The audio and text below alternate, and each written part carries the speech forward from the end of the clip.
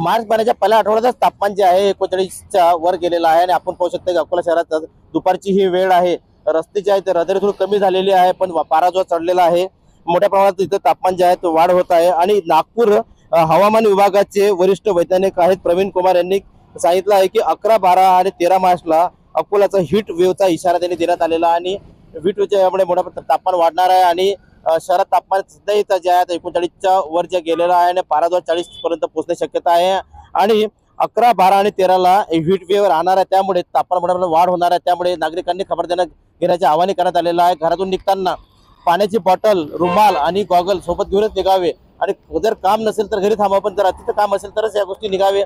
पण यासाठी उन्हापासून वाचण्यासाठी नागरिक जे आहेत काही ठिकाणी यासाठी थंड पेय, उसाचा रस आणि ज्या ठिकाणी थंड पेय पिऊन या ठिकाणी आपली ज्या उन्हापासून बचाव करण्याचा या ठिकाणी सध्या प्रयत्न करत आहेत। पण या ठिकाणी 11, 12 आणि 13ला मोठ्या प्रमाणात हीट वेव्हचा इशारा देण्यात आलेला आहे, त्यामुळे नागरिक काळजी घेण्याचा इशारा सांगण्यात आलेला आहे।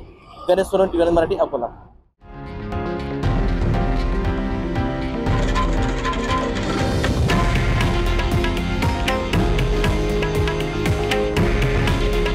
हे आहे देशातील नंबर 1 न्यूज नेटवर्क आणि आपण पाहत आहात TV9 मराठी।